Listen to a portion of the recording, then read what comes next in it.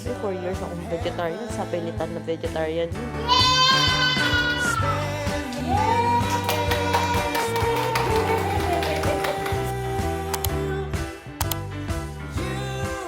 Good morning, everyone. Medyo nagbubulong ako ngayon kasi tulog pa si Daddy and si Mishi. And today is Mac's birthday, so nagpa-DoorDash lang ako ng cake. And maliit lang na cake, guys, kasi hindi naman kami masyadong mahilig sa cake. So nagpabili lang ako dito sa grocery store dito sa malapit. Yan, so I got him a cake. And then dapat kasi kahapon ako lalabas, kaso hindi na ako nakalabas kasi anong oras na ako nakatulog, guys? Wala, hindi ako nakatulog overnight. So nakatulog lang ako last 9 na ng umaga. So gising ako parang alas 2 na yata ng hapon, tapos umalis kami. Then I got here birthday candles.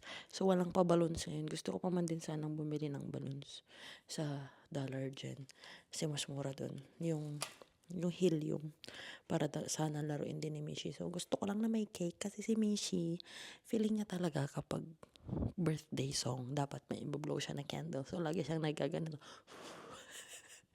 Naging ganun yung style niya kapag ano. So magluto lang tayo ng breakfast kasi yun lang naman yung plan namin. Dapat talaga is pupunta kaming Florida pero I don't know, siguro pagod na rin siya sa work and ayaw na siguro niyang mag-drive din ng malayo. Tapos sabi ko sa kanya, okay lang din naman kahit saan kami pumunta. Gusto talaga niyang mag-Florida pero siguro sa pagod na rin niya. Okay lang. So today ay magluluto tayong breakfast and then by lunchtime ay may pupuntahan kami. Rock Mountains ba yun? Basta dito din sa Georgia, I think it's 2 hours away from us. Tapos may mga activities doon. Ang start ata ng activities doon is 2 p.m. hanggang 9 p.m. So yung mga birthday namin ngayon parang chill na lang talaga. Kung hindi nga lang ako sinabihan din ni ate siya nung birthday ko, hindi rin ako maghahanda. So ngayon, ganyan si Mac talaga, hindi talaga siya. Gusto niya yung birthday niya yung ano lang. Hindi yung handa-handa. Gusto niya yung may puntahan lang. Gusto niya yung sa bahay lang, chill lang, mga ganun. So, doon tayo. So, ang lutuin ko for breakfast ay may binili kasi kaming beef burgers. Yung ganito. Kasi gusto daw niya yung parang sa Jollibee. Kaso wala pala kaming mushroom na nabili. Pero may binili kaming gravy. Gusto kaya niya ng ganito? Kung wala kaming longganisa dyan, ito na lang yung lulutuin ko. Pero hanapin ko yung longganisa. Ang dami pa kasing laman ng freezer namin. Bili ng pagkain si Mac. Hindi namin nakakain pa lahat.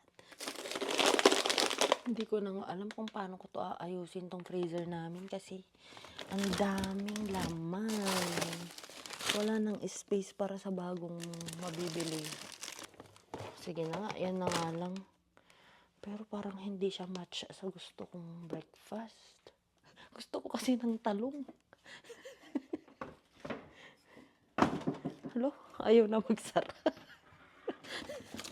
Ba't ayaw magsara? Paano ko ba ito ayos? Ayun, nagsara. So, final na. Ang ating lulutuin ay ang beef burger. Kahit wala kaming mushroom. Kung alam ko lang, nagpa-DoorDash sana ng mushroom. Kasi nasa grocery lang din naman siya. And then, ang gravy namin is this one.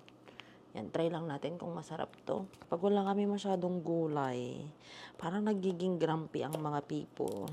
Alam niyo yung story of Daniel? Hindi sila kumain ng mga food na parang vegetable lang talaga. And they proved to the king that they will be able to survive with just the vegetable. And yung isa sa mga naging symptoms ng mga dun sa Bible Friends na book para sa mga bata, sa bedtime stories, ay grumpy yung mga tao and they are weak. So parang ganun yung feeling ko, now I get it. Ewan ko lang, siguro dahil nasanay din akong gulay. Guys, when I was in college, grabe, 4 years akong vegetarian. Sa pilitan na vegetarian yun. Kasi yung cafeteria namin, vegetarian food nang sinaserve. Tapos ang coffee namin, hindi kami nagkakape. Ano ka lang kami nun?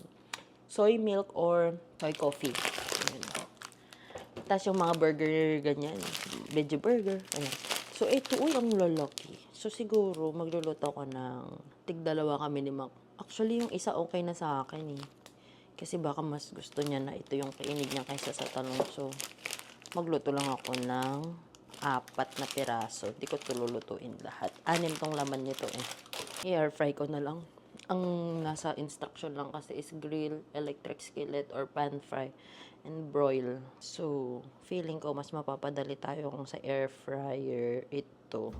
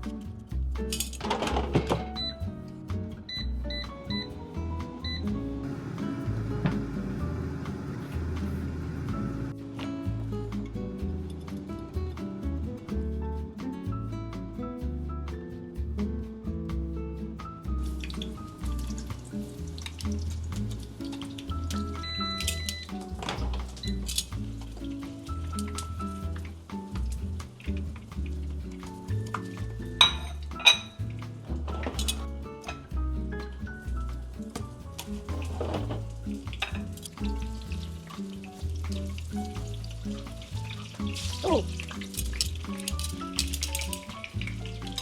Gawa pala tayo ng coffee. Hindi pala ako nakapaggawa ng coffee pa. Kasi for sure, magko-coffee kami ni Daddy. And, ayoko kasi yung 3-in-1 namin. Hindi naman sa ayaw, pero hindi siya ganun kasarap. So, hindi namin na-enjoy. So, I'll just make this one kasi may creamer naman kami dyan. Before I continue with the coffee, baka masunog na ito.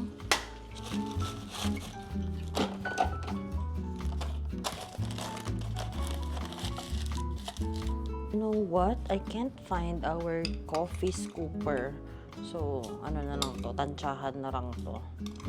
Gusto ni Daddy ng matapang na coffee. So, siguro mga 5 spoons para sa 8 cups. Si Mac ay parang, ano na siya, sumusunod na siya sa mga yapak ni lolo ko.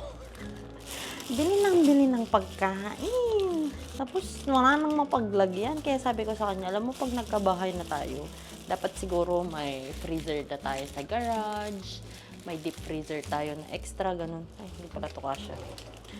Kasi, ang hilig niyang bumili ng pagkain. Pero the only good thing here naman ay madali siyang ma-preserve dahil yung freezer ay okay naman. Unlike kasi sa Pilipinas, ito kasi yung struggle, lalo na doon sa amin. Mga ano ng Lowell ko. Laging walang kuryente. So, hindi mo makikip yung temperature ng freezer. So, nade-defrost yung pagkain na sisira. So, it's not recommended talaga na bumili ng maramihan doon. Pero dito naman, sobrang dalang. Unless siguro may bagyo na ano. Ito yung cereal ko. Vanilla and almond. Ganito yung itsura niya. Ayoko yung mga gusto niya na cereal, yung mga lasang gamot. Yung Cheerios. Cheerios yung nandito na sa kanya. Maski si Mishi, hindi niya masyadong gusto yung Cheerios.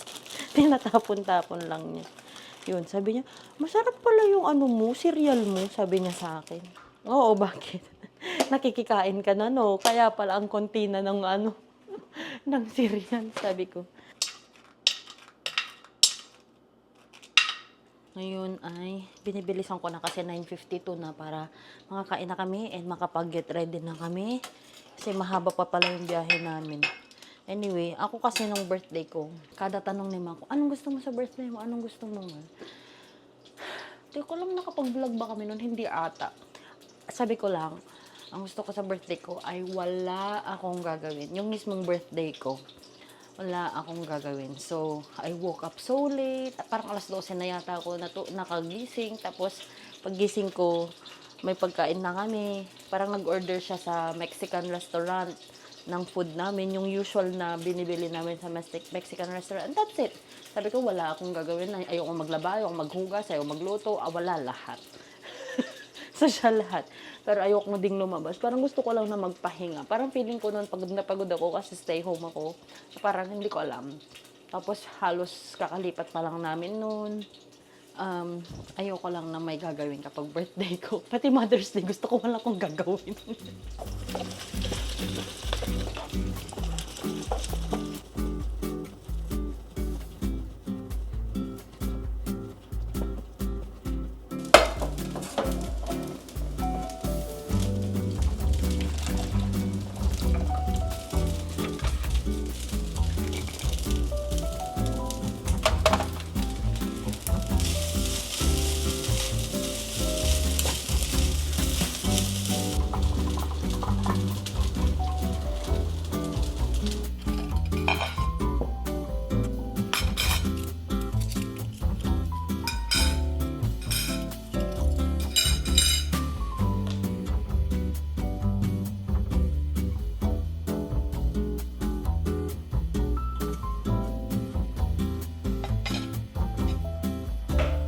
Oh my gosh.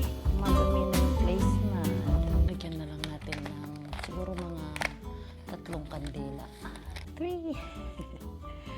Ayan. Tapos kisingin ko na sila. Tulog pa sila eh. Alas 10 na. Mishi Bang! Daddy! Happy birthday, Dada! Happy birthday, Dada! It's Daddy's birthday! It's Dada's birthday! Wake up, wake up! Hi, wakey, wakey, my baningning! Naka-prepare na ako ng breakfast. Let's eat na! Uy! Let's eat! Sabi ko bumangon siya agad. Let's go! Let's go, let's go, let's go! Bangon na, Daddy! Happy birthday, Dada! Happy birthday, Dada!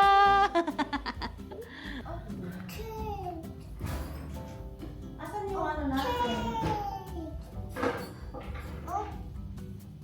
Yay! We have a cake for Dada! Mommy will look for the lighter. Yay, cake! Happy birthday, Dada!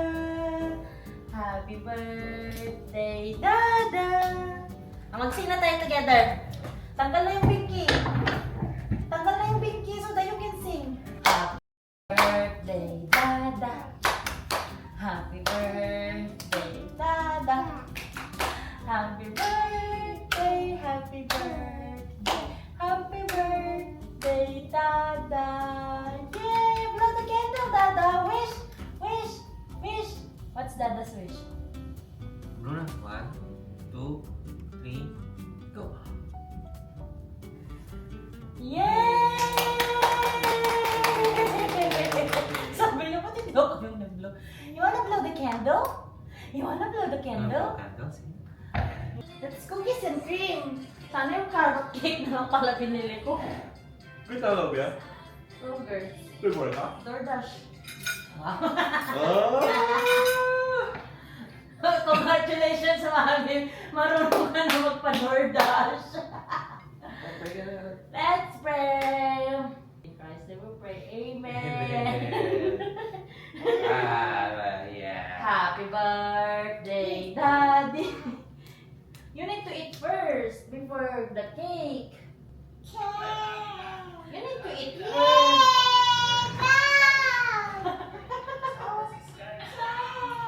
Candle. Nag-happy ni Mishi. Yay!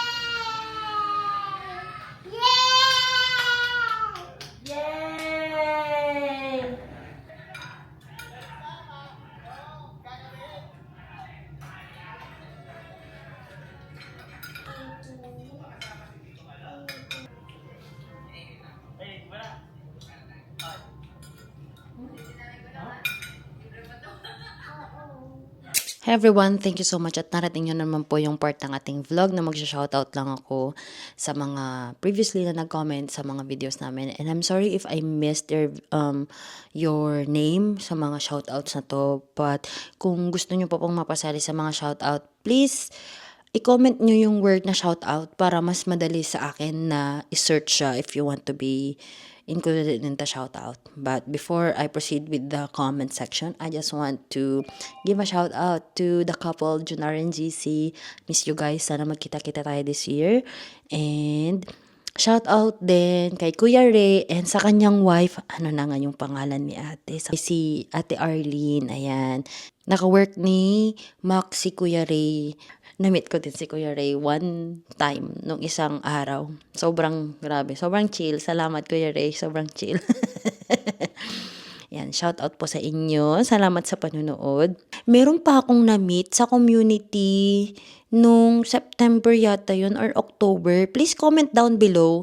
Kasi sabi niya, yung mama daw niya is nanonood daw sa amin. Ano na ang pangalan niya? I'm really, really sorry kasi hindi talaga ako matandain ng pangalan tsaka sa muka. Yan yung weakness ko talaga. Kaya kapag may nag-hi sa akin na, kumusta ka na? Ganun, parang, napisan ko na nga to na-meet yung mga ganun. Sobrang weakness ko talaga yan, guys. Si mama daw niya ay nanonood din sa amin. So, salamat po. Taga Georgia sila. Hindi ko lang alam kung anong town. Hindi ko na kasi na masyadong nakausap. Sobrang daming ganap nung party na yon. And shout out din sa mga nag-comment na iba. Ito si Ray Lee. Ayan. Ang comment niya ay always waiting for your upload at sabi niya din sa isang video or I think same video pero different comment. Sabi niya, been binge watching your vlogs, new subscriber here. Ayan. Salamat ng marami sa pag-subscribe. Ayan. Tapos shout out din kay Mama Dolls RN. Sabi niya, Indian banana po ang parang saging nasaba sa atin. Hindi ko kasi alam kung saan ko kayo mabibili Indian banana, tsaka ano kayang itsura nun. Isa-search ko siya.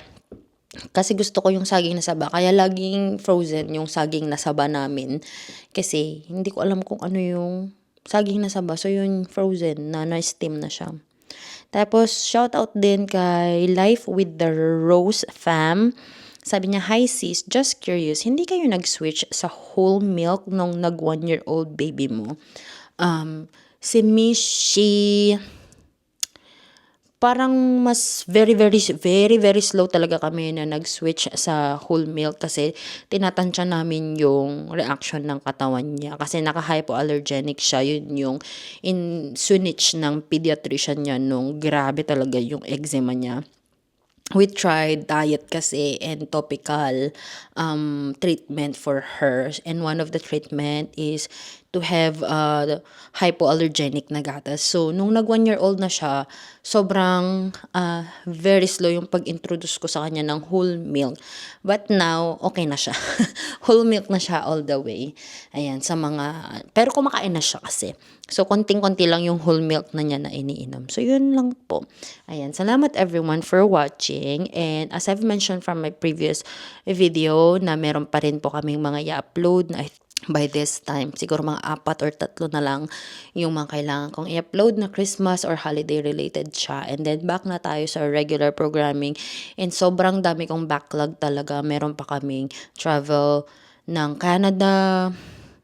And finally, ma-upload ko na rin yun kasi antayin ko rin yung mga clips ng kasal ng kapatid ko. Oh, nasabi ko na. Ayun, and then what else?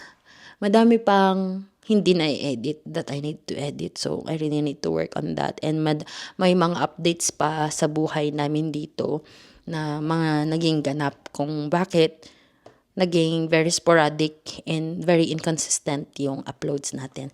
But anyway, still, I really thank you guys for supporting even though hindi very consistent yung upload. I still have you guys. Ayan, maraming salamat po. But if you want to be more updated, you can follow me on my Instagram and on my Facebook with the name Joy of Mia kasi mas updated yung mga uploads namin doon ng videos and mga posts. Kasi kung napicturean ko na ngayon, pinopost ko na siya. Ganun lang kasi kadali sa Facebook. Unlike dito kasi sa YouTube, madami kang kailangang i-edit. So, mas mahirap siyang i-upload. But anyway, thank you so much everyone. Please don't forget to subscribe and hit the notification bell button para lagi kayong ma-update every time that I upload a video here at this channel. And I hope to see you guys on our next one. Bye!